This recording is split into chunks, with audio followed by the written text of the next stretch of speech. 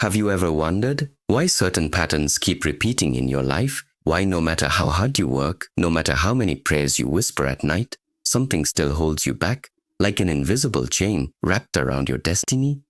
Maybe you've felt it, a heaviness that you can't explain, a cycle of setbacks that seems to follow you from one season to the next. And deep inside, you ask yourself, is this just bad luck? Or is there something deeper, something spiritual? At work, today I want you to listen very carefully. Because what I am about to share is not just an idea, not just another story. It is a key that has the power to unlock doors you thought would always remain shut. A key that can break invisible chains that have been holding your family for generations. And it comes in a form you would never expect, something as simple as salt. Now, before your mind rushes to judgment, before you dismiss this as strange or insignificant, I want you to remember something. God has always used the simple to confound the wise, a shepherd's staff to part the sea, a slingshot to defeat a giant, mud on the eyes to restore sight. So what if something as ordinary as salt, placed in a place you would never think to put it, could become a prophetic act that invites God to move powerfully in your life? What if this single act could be the moment heaven leans in and says, enough, the curse is broken? Stay with me until the very end, because in the next few minutes, I'm going to show you how one prophetic act, done in faith, can turn your home into a place of blessing, your heart into a place of peace, and your future into a testimony of God's power. So, it is something you have seen 1,000 times in your life. It sits quietly in the kitchen. It seasons your food. It melts ice. It preserves meat. And because it is so common, so ordinary, we have forgotten how extraordinary it truly is. Yet, in the Word of God, salt is not just a mineral. It is a symbol, a covenant, a divine reminder of purity, preservation, and faithfulness. When the Bible speaks of a covenant of salt, it is not speaking of flavor. It is speaking of something unbreakable, something sacred. Salt was used in offerings, not because God needed seasoning, but because it represented an enduring promise. It does not decay. It does not rot. It remains. And that permanence is what God wants in His relationship with you. Unshakable, unwavering, eternal. Think for a moment about what salt does in the natural. It preserves what would otherwise spoil. It draws out what is hidden beneath the surface. It heals wounds by preventing infection. In the same way, when salt is used in a prophetic act, it becomes a physical representation of what God is doing in the spiritual, preserving your life from corruption, drawing out the hidden poison of curses, and purifying the places where spiritual infection has tried to take hold. How cool. You see, when you take salt in your hand, you are not just holding crystals of sodium chloride. You are holding a declaration that says, oh, my life will not be corrupted. My family will not be spoiled by the enemy's plans. My spirit will remain pure. And when you take that salt and place it in a place connected to waste, like your toilet, you are speaking a message in the unseen realm. Everything unclean, everything impure, everything sent to destroy me will be dealt with by the power of God. There is a reason God often uses the physical to teach us about the spiritual. Because we live in a physical world, we touch, we see, we act. And when we connect our physical actions to spiritual faith, something powerful happens. Salt in the toilet is not magic, it is a point of contact. It is your way of saying to heaven and to the enemy, this is where the curse ends. Think of it like this. If your spirit is a house, salt is the cleansing agent that keeps it from being overrun by decay. But the house must be maintained. You cannot just declare purity once and expect it to last forever without intentional care. In the same way, placing salt in your toilet is not a one-time gesture. It's a reminder to live in a way that honors the covenant of purity, to speak words that do not corrupt, to think thoughts that do not spoil your spirit, to guard your heart from the contamination of bitterness, pride, and fear. And here is the beautiful truth. When God sees you take even the smallest action in faith, He responds. It is not about the salt. It is about what the salt represents. It's about what the salt represents. You may think it's too simple, too small, but the greatest movements of God often start with the smallest acts of obedience. Think of Naaman, the mighty commander who was told to dip 7 times in the Jordan to be healed. The water didn't have power. The obedience did. So when you stand there with salt in your hand, you are making a choice. You are saying, I will not live under contamination. I will not let curses, hidden or visible, pollute my home, my mind, or my spirit. I choose to live in covenant with the God who keeps his promises. That choice speaks louder in the spiritual realm than you can imagine. And as that salt dissolves and flows away with the water, I want you to imagine, really see it in your spirit, every curse, every shadow, every invisible chain being washed away. Imagine the heaviness that once sat in the corners of your home being replaced by peace. Imagine the things that once felt unshakable, those patterns of pain, failure, and fear, finally breaking under the weight of God's presence. Do not underestimate what God can do with something small. If he can use a handful of flour to remove poison from a pot, if he can use a piece of wood to make bitter water sweet, if he can use mud to restore sight, he can use salt to speak a message into your life that changes everything. And so, when you place that salt in the toilet, do not just go through the motions. Speak over it. Declare over it. Let your heart and your words align. Say, Lord, as this salt goes, so does every curse. As this salt purifies, so does your spirit cleanse me. As this salt remains unspoiled, so will my covenant with you remain unbroken. And then watch how quickly the unseen begins to shift in your favor. Because sometimes the smallest act in faith can open the greatest door in heaven. There are burdens we carry that are not our own. Some of them were placed on our shoulders before we could even speak. They come from stories we didn't write, choices we didn't make, and battles we never asked to fight. They are passed down like invisible heirlooms, generational curses. And even though you can't see them with your eyes, you can feel their weight in the patterns of your life. You might notice that no matter how hard you work, certain doors never open. Or perhaps sickness keeps showing up in your family line as if it knows your address. Maybe relationships always crumble the same way. Finances always seem to collapse, or fear has been woven into your bloodline for decades. And you wonder, is this just coincidence? Or am I living under something that started long before me? Hey, this is the nature of a generational curse. It is not just a single event. It is a cycle. And cycles have a way of convincing you they are permanent. They whisper, this is just the way things are. But here is the truth you must hold on to. A curse is not a life sentence when you walk with the one who breaks chains. When you take salt in your hands with intention and place it in the toilet, you are doing more than a symbolic act. You are sending a prophetic message to the spiritual realm that says, the cycle ends here. The chains break here. What came into my family line before me will not pass through me into the next generation.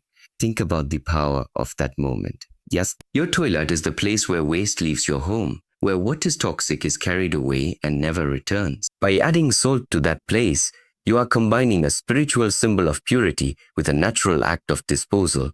You are declaring that the poison of the past will be removed, flushed away, erased from your life in a way that is final. It is important to understand that a curse can only continue if it finds agreement. And agreement is not always spoken. It can be silent, passive, unconscious. When you fail to confront it, you unknowingly allow it to remain. But when you stand up in faith and declare, this stops now, you are breaking that silent agreement. You are taking authority over what was once allowed to roam freely in your life. The enemy thrives in repetition. He wants you to believe that your story is bound to match the tragedies of those before you. But God specializes in interruption. He knows how to step into a line of pain and draw a new line, a line of blessing, a line of healing, a line of freedom. But he also invites you to participate. So, not because he needs your help to be powerful, but because there is something about your willingness, your action, that signals to heaven that you are ready for transformation. When you do this act with salt, don't just drop it in and walk away. Take a moment. Speak over it. Call out by name the things that have stalked your family line. Speak against poverty. Speak against fear. Speak against sickness. Speak against broken relationships. Call out everything that has worn the mask of a normal in your life but has really been a curse in disguise. And as you flush, visualize it leaving for good. See the water swirl and take with it the heaviness, the cycles, the unseen ropes that have been tied around your destiny. See your children, your grandchildren, your family's future standing free, walking light, untouched by what once touched you. Some will hear this and laugh. They will say it's just salt, just water, just a toilet. But you will know better. Because you understand that God often uses the physical to break the spiritual. You understand that faith turns the ordinary into a weapon. And you understand that nothing changes until you make a stand against it.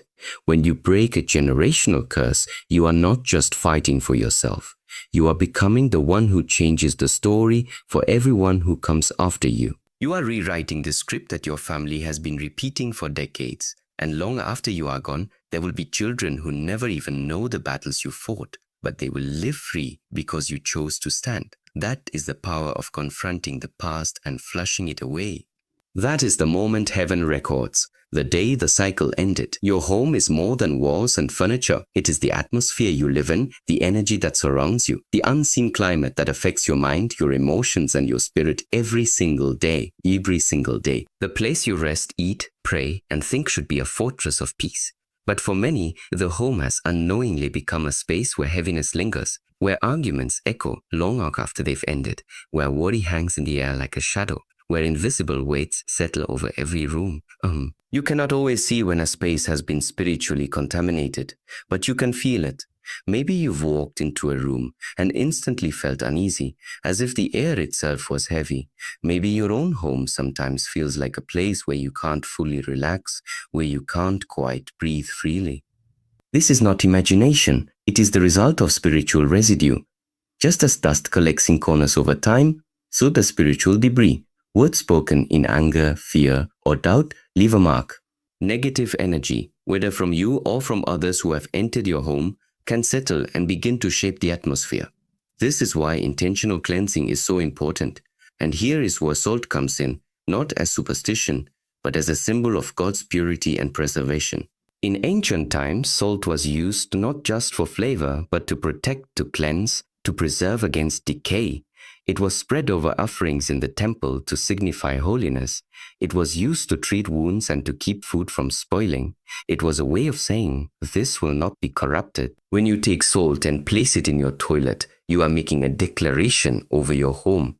Every form of spiritual waste will leave this place. Just as the toilet is designed to remove physical waste from your environment, this prophetic act declares that spiritual contamination, fear, resentment, spiritual attack, will be flushed away and replaced by God's peace. Think about how many things flow into a home over time. People visit and they bring their own energy, their own battles. You may open your door to someone in love, but unknowingly open your space to the weight they carry. News, media, and constant negativity pour into your home through devices, screens, and conversations. The spiritual atmosphere is constantly being influenced. If you don't guard it, if you don't cleanse it, it becomes easy for the enemy to plant seeds of discord and unrest.